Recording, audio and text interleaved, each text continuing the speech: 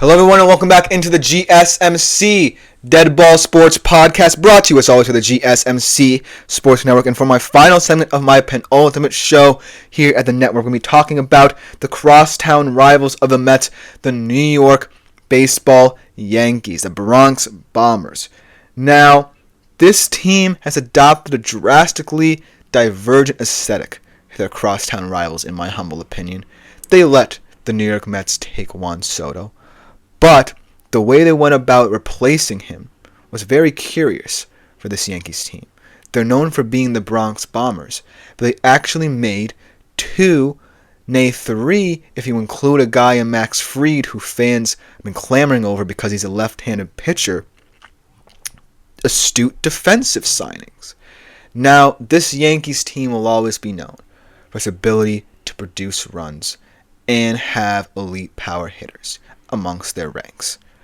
But by signing both Paul Goldschmidt and Cody Bellinger, they were addressing a major need in their opinion.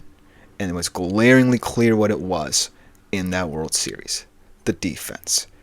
And who knows if Paul Goldschmidt and Cody Bellinger are still going to be elite enough hitters to where they truly can make an impact in that side of their game for the Yankees. But it's clearly something that the Yankees want to identify and nip in the bud. And I appreciate them for that, because now it gives their roster a lot of balance. And I see a clear path forward for the rotation, for how this infield can look and how this outfield projects now that both Paul Goldschmidt and Bellinger are amongst the ranks. And most importantly, Fried as well. So let's talk about how these acquisitions have balanced out this Yankees team, and most importantly, why it could lead to a World Series title for them. I think the problem with the Yankees last year was that they got too caught up in Judge and Soto being their go-to guys that they neglected the fact that this infield and outfield was A, young, and B, a little bit too iffy. Guys like Volpe and the fact that Judge had to move to center field. Chisholm played elite defensively, but there were still some players who kind of were iffy. Guys like Peraza, perhaps. Guys like LeMahieu or Cabrera, who were a bit iffy and made pivotal errors in the World Series, for that matter. But by addressing the infield woes and the outfield woes as well, and allowing Juan Soto to leave, I feel has cleared up a lot of areas of need for the Yankees. But I want to do something first with this rotation before we get into the outlook of this defense and this offense, most importantly. Because with the addition of Max Fried, who I believe was the most integral acquisition for the Yankees this offseason, you now have an elite top four in terms of how you can rotate. You now have balance where you can go lefty-righty, righty-lefty, or righty-lefty, righty-lefty if you want. I still think Garrett Cole is the ace in this particular staff. It's not going to change, but it allows you room, if you're Aaron Boone, to mix with this rotation. You can go Cole, Fried, Heel, Rodon, or you can go Fried, Cole, Rodon, Heel. And that's what I love about this. You can mix and match the point where you're befuddling opposing offenses with the ability to allow the rotation to move along naturally. Where before there were too righty heavy. They relied too much on Cole and Heel at the top of the order, the rotation rather, to be the two righties to get going, and people might have been able to figure them out as a result a little bit more easily, even though both of them are elite pitchers in their own right. But now they have a set rotation, they have a set resting period, and most importantly, they profile better to the point where the weakness of this team, in my opinion, even though they also added depth here with Devin Williams, the bullpen isn't necessarily going to be revealed too much. Let's talk about this bullpen, because Devin Williams is a major factor here. But the reason why it still makes me pause is that Devin Williams was a Milwaukee Brewer before he was a New York Yankee. And Milwaukee is a very different market from the New York Yankees. Besides, you don't necessarily have a high-profile middle reliever. And Devin Williams is firmly, in my opinion, still a closer. I mean, Jake Cousins, Luke Weaver really played strong in the postseason as a middle reliever. But who's going to be the true guy to give you these extra innings in the middle of games? Because I don't know if that's clear enough for you. And Scott Efros now, someone who could have played a role in that, is now on the 60-day IL. So that gives you worry if you're a Yankees fan. But with the upside that Williams brings, even if he's just, say, a closer, really allows you to breathe a little easier. And it'll also allow for this pitching rotation to go deeper into games.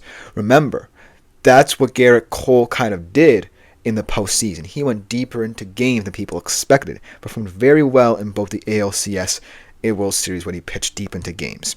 So that's what I think the Yankees are going to have to figure out most importantly this season. How they view these now 4 elite pitchers who set it perfectly for you, how long they can go in games, and how then you set up your bullpen to account for these 4 elite pitchers, because chances are some of the times these guys might have some blown saves that they might want back because of what happens in the middle relief. So that's what I'm trying to say here. Get to Devin Williams and you should be good to go. So that's what I think about the pitching staff. Now let's get into the changes they made defensively and how this team projects offensively. Let's start off defensively because they have mightily improved. Paul Goldschmidt and Cody Bellinger, let's face it, they're not necessarily the youngest of guys, especially Paul Goldschmidt. At least Cody Bellinger is still in his 20s, but Paul Goldschmidt is 37. But by bringing in 2 elite defensive infielders and outfielders, respectively, it allows for this team to calm down. I think a lot of what happened was that a lot of these younger guys, especially in the infield, guys like Volpe, guys like Peraza, Cabrera, made errors because they were a little bit sped up, in my opinion, in that World Series. They were thinking too far ahead, potentially overthinking for that matter, and that's what sped them up defensively. Jazz Chisholm, in my opinion, is a stalwart player in the infield for the Yankees, and he's not going anywhere. But it's about calming down some of these younger guys, and having Paul Goldschmidt there to mentor them is huge. Then in the outfield, it's just a matter of movement that completely alters the perception of this Yankees outfield, because last year, movement really was detrimental to the Yankees outfield because Juan Soto was playing naturally in center, but Judge was in an unnatural position in right. Now with the addition of Bellinger, you can move Judge back to center field because Bellinger is comfortable playing anywhere in the outfield, in my opinion. And it allows a younger guy in Jason Dominguez to really grow and learn behind 2 elite defensive outfielders in Bellinger and Judge. And so that's what really matters to me if I'm a Yankees fan.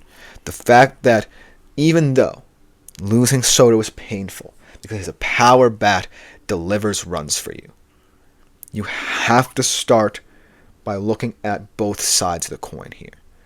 Baseball is a double-edged sword. You can produce as many runs as possible, but it's not going to matter if your defense suffers. And so that's why, even though it's a bit of a stretch to expect Paul Goldschmidt and Cody Bellinger to be elite two-way players, adding them to this defense alleviates the burden on the shoulders of the Volpes, the Perazas, and the Cabreras and the Dominguezes of the world, if that makes sense.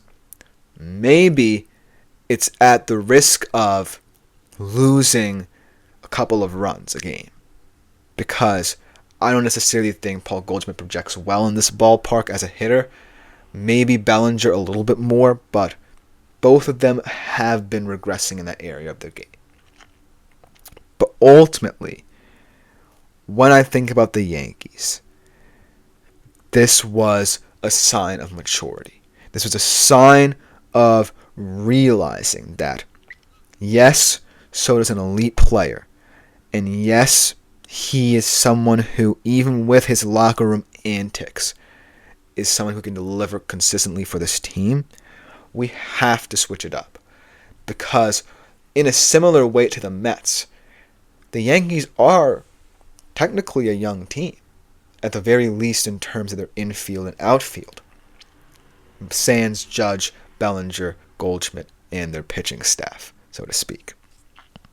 So you really have to cement a foundation for these youngest to build upon, because if all they remember is that experience, like, oh no, we did this together, then that can sit in their minds for many years of their career.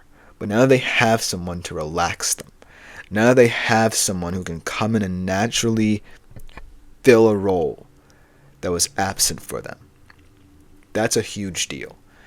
And who cares if they're not as sexy as last year's team, with two, beautiful hitters in their lineup.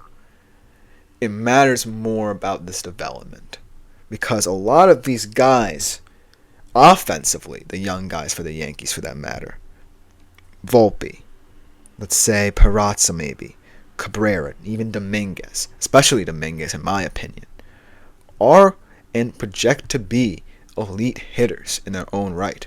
I love the way Volpe hits. Dominguez is known for his power hitting. So if you can bring out that side of them, chances are they ease in comfortably to this team. But it all comes down to the balance, right? And I believe that Yankees fans should be happy with the balance they've now maintained between this offense and defense. Now it all just has to come together on paper, because they're in the media circus. So everything just has to work, and nothing can go wrong. But that's why I think the Yankees can win the World Series. Let me know what you think in the comments, because that will just about do it for the GSMC Dead Ball Sports Podcast.